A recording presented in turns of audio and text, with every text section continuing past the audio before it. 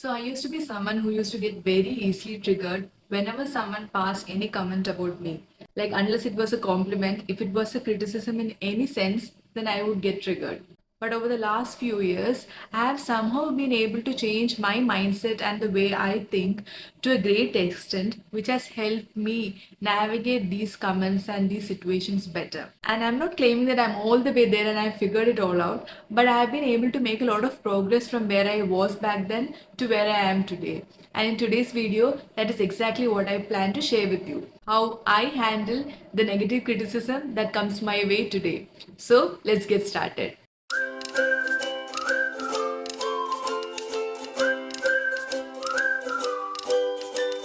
So the first suggestion that I have for you guys, and this is something that I want you to guys to start implementing from today, is that let go of your need for external validation. The thing is that if we let ourselves get excited whenever we receive a compliment, we'll also start feeling down whenever we receive a criticism.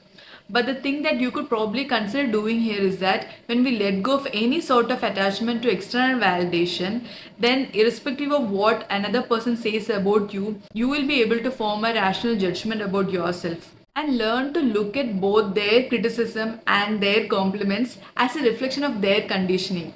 If someone says something really nice about you and gives you a compliment, it just shows that that is how they have been conditioned to believe. And similarly, when someone gives you a criticism or criticizes you for something that you're doing, it's just their belief system and how they have been conditioned to think. So another person's compliments or criticism is not a reflection of your value. It's just their opinion about how they see the world and how they see people and what they think and so on. And it's not our responsibility to make them think differently and see the truth about everything and so on. It's life has a process of flowing for everyone and they learn their lessons in their own life process.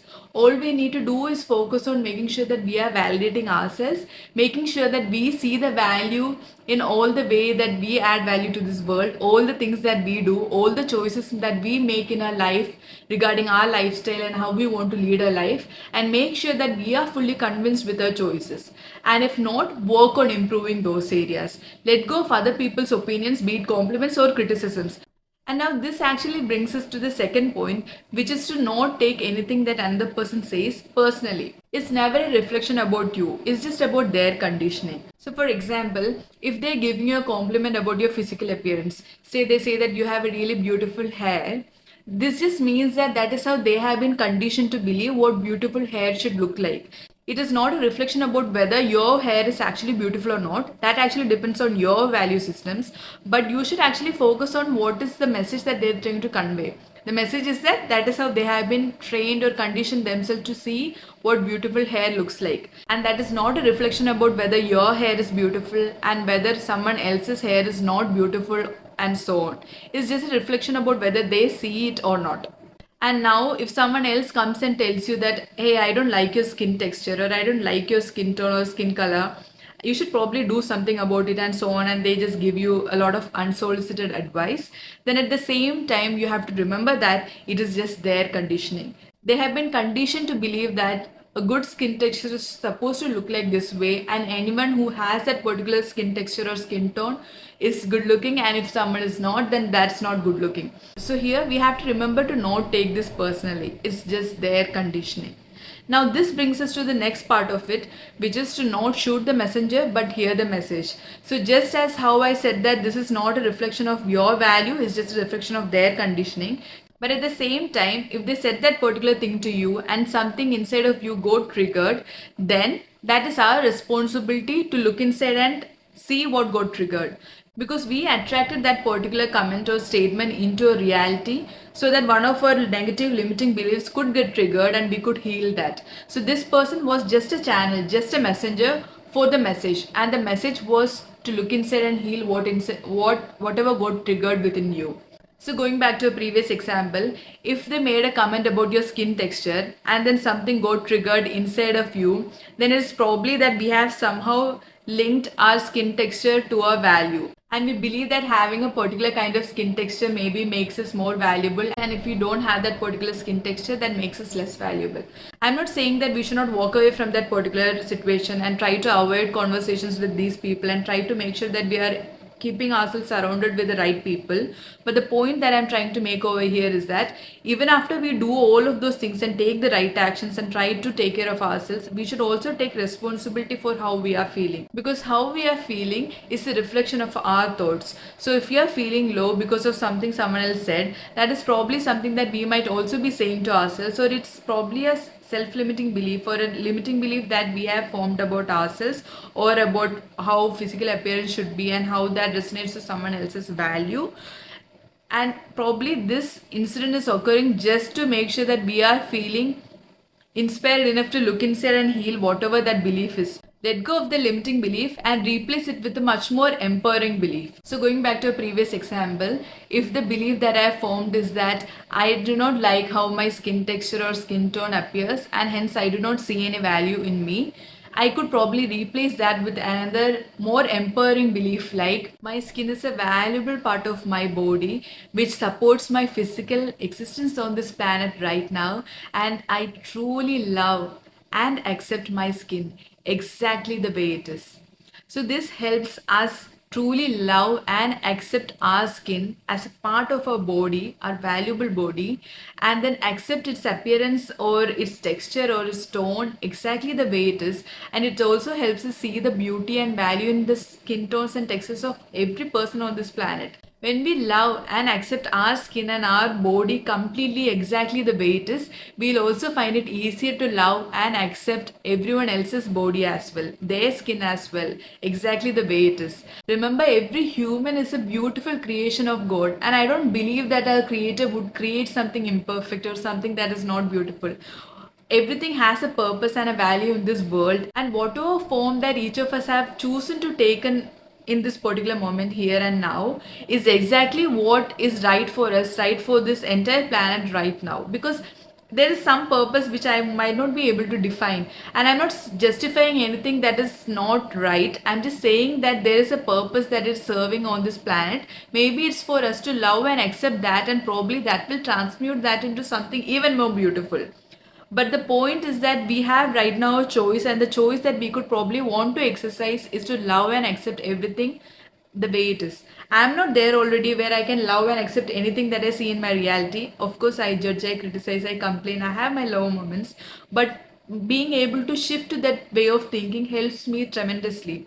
Helps me see the beauty in the world around, helps me see the beauty in my own being, my own body, and my own skin, and my own hair, and my own appearance in every way. Even when I have my low moments, I'm able to love and accept my body and my appearance in every way. And that is extremely valuable for me. When we are able to have that kind of relationship with our body and love and accept even the lows and not just the bright, beautiful aspects of it, that helps us form a much more beautiful relationship with our body and helps me feel much more confident in my own body. And I know that we all have our own judgments about what beautiful should look like, and that varies a lot.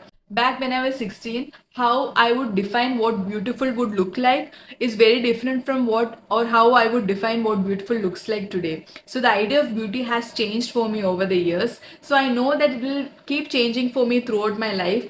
But I know one thing, and that is that no matter what the appearance might look like, we all can sense the energy of confidence. We can all sense the energy of strength. When someone comes into the room and we know how that person makes us feel, and that is what for sure over time, irrespective of what the appearance might look like, would help us feel attracted to that particular energy. So it's the energy or the energy of confidence, security, strength that they radiate that makes us feel attracted to a particular person, irrespective of what their physical appearance could look like. Now, this is just my opinion. You are free to form your own opinions about what beauty should look like, but I have always found that the energy of confidence and security is timeless and formless, and it has always stayed consistent. A particular beauty standard might be appealing to a particular age group, but it might be something entirely different for another age group. It could be appealing to a particular part of the world, but it could be something extremely different or probably even the opposite in another part of the world. And suppose even if the entire world comes together and tries to form a beauty standard that would